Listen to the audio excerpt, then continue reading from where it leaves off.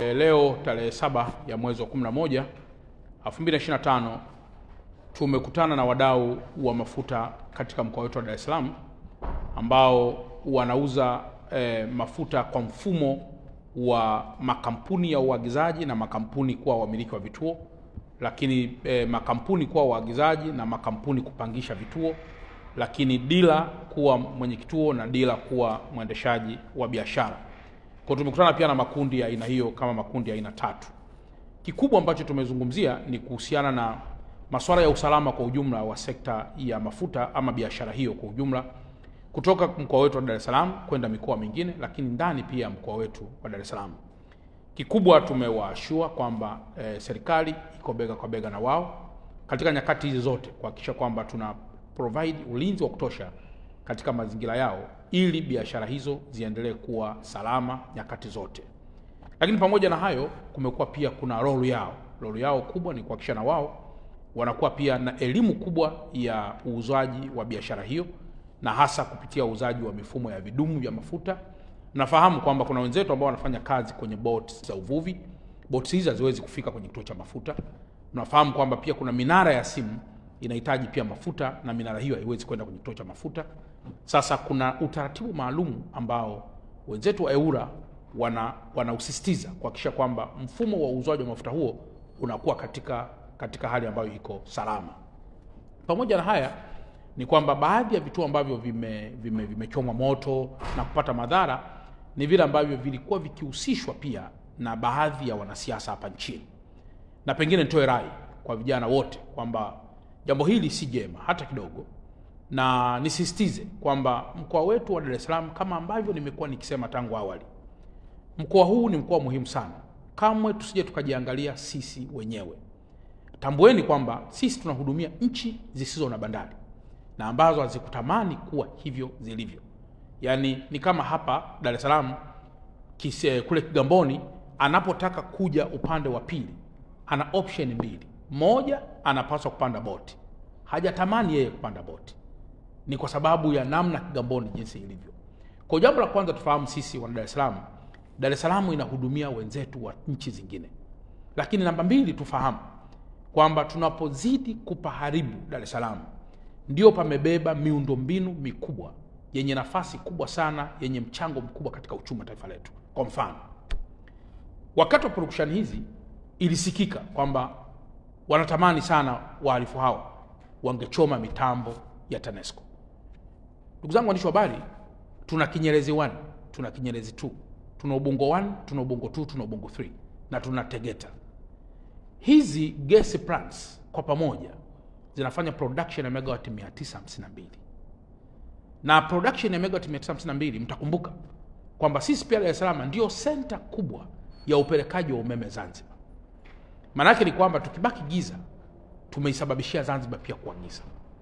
Lakini kama itoshi, Dar es Salaam ndio kwenye hospitali makubwa. Lakini kama itoshi, Dar es Salaam ndio kwenye bandari ambapo mizigo itakaposhuka hapa haiwezi kwenda mikoani kama barabara ziko zimefungwa. Kwa hiyo kabla hatujafanya jambo lolote ambalo ni uhasama kati yangu Chalamila au na mtu mwingine yoyote, lazima tutafakari kwamba kizazi kitakachoumia na machafuko yetu ni kikubwa mno kuliko hali ya kawaida. Na tujue kabisa kwamba utakapoigusa Dar es Salaam kwa namna yoyote. Leo Dar es Salaam tuna vituo zaidi ya 476. Vituo tu ya mafuta 476. Katika kila kituo kimoja, imagine kwamba kina watumishi 10. Chukua 10 mara 476. Unapata vijana wangapi walioajiriwa kwenye vituo hivyo?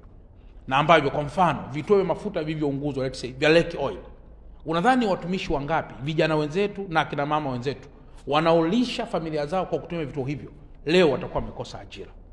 Kwa hiyo kwenye kila maamuzi tunayotaka kuyafanya lazima pia tufahamu kwamba Dar es Salaam ni kitovu kikubwa sana cha masuala mengi. Na mwisho, jambo ambalo pia tumeweza pia kulizungumzia kwa kiasi kikubwa ni elimu kwa watu wetu. Tunafahamu wapo vijana wa pikipiki wanaweza kuingia katika mkumbo, wapo vijana bodaboda wanaweza kuingia katika mkumbo, yapo makundi mengine yanaweza kuingia katika mkumbo, vijana labda machinga na makundi mengineyo. Naomba niwaeleze kwamba leo pikipiki isipofanya kazi inaathiri mnyororo pia wa kiuchumi wa mtu mmoja mmoja. Bajaji isipofanya kazi inaathiri pia mnyororo wa kiuchumi. Kwa hiyo nitoe rai kwamba wenye viti wa serikali za mitaa wote kwa kusaidiana na watendaji wa kata zao wahakikishe wanaendelea kukaa na vijana wa pikipiki, vijana wa machinga na makundi mengine ya vijana katika mitaa yetu, kutoa elimu kubwa kuhusu madhara yanayoweza kutokea kama jambo hili tutaendelea kuliona katika hali ya mizaha. Lakini mimi kama mkuu wa mkoa bado nayaalika makundi yote kwa pamoja, yawe ni makundi ya vijana, yawe ni makundi ya wazee au ni makundi ya kina mama, tukutane kwa pamoja tuweze kuzungumza nini hasa tunachokihitaji ili mwisho tuweze kutatua masuala haya pasipo kuleta madhara makubwa. Jeshi la polisi linaendelea na masuala ya kiulinzi na vyombo vingine vyote.